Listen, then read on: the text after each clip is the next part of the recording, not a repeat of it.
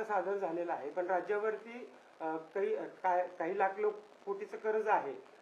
9.5 लाख कोटींचं कर्ज झालंय. ज्यावेळेस महाविकास आघाडीचं सरकार होतं 2014 पर्यंत ते 2 लाख कोटीपर्यंत होतं. आता ते 9.5 लाख कोटींच्या पुढे. माझ्या वाचनात आलं अर्थमंत्र्याचं जे भाषण होतं त्याच्यात त्यांनी या गोष्टी दिली आहे. बघूया त्याची कॉफी हातात पडल्यावर त्याच्यावर भाष्य करू. सर, बीड मधली परिस्थिती आहे. वेगवेगळे व्हिडिओ नेहमी पुढे येतात. गुन्हेगारी वाढताना दिसते. धनंजय मुंडेंनी अखेर राजीनामा पण दिलेला आहे.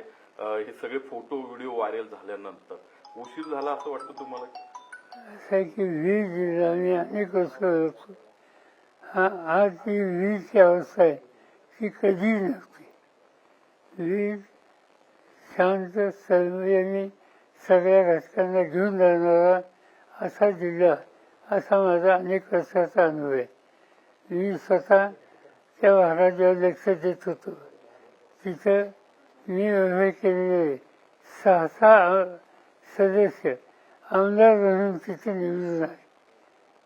आणि एक प्रकारचं सामंजस्याचं वातावरण होतं. दुर्दैवाने काही लोकांनी सत्तेचा गैरवापर करायची भूमिका घेतली आणि त्याचे दुष्परिणाम गेले काही महिने आज वीजमध्ये आपल्याला दिसत आहेत. माझं स्वच्छ मत असं आहे की राज्य सरकारने कोण आहे याचा विचार न करता जो कोणी कायदा हातात घेतो, वातावरण खराब करतो, अशांच्या संबंधी अत्यंत सक्त असं धोरण हे आखण्याची गरज आहे. आणि वीजला पूर्वीचे वैभवाचे दिवस आहेत ते कशी येतील याची काळजी घ्यावी. अंजली दमानींनी फोटो ट्विट केलाय. जे निलंबित पोलीस आहेत त्यांच्यासोबत तिथले न्यायाधीश होळी खेळताना पाहायला मिळतात. ते कसं बघता या सगळ्याकडे महाराष्ट्र? मी काही बघत नाही, मला काही माहिती नाही. सर,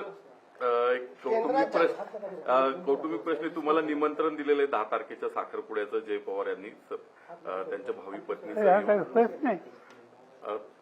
कुटुंब एकत्र येणार. हा काही फरक नाही. काय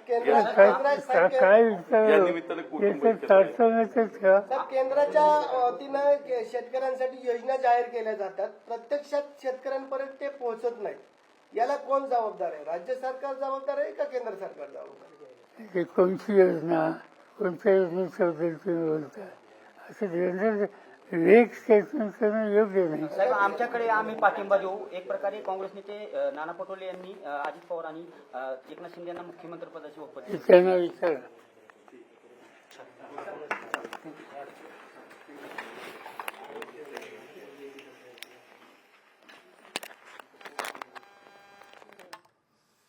तर आपण बघतोय बारामती या ठिकाणी शरद पवार बोलत होते. एकंदरीत जयंत पाटलांनी कालच भूमिका आपली स्पष्ट केली असल्याचं जयंत पाटील यांच्या संदर्भात त्यांनी विधान केलेलं आहे. बीडमधली परिस्थिती अशी कधीच नव्हती असं सुद्धा शरद पवार यांनी म्हटलंय.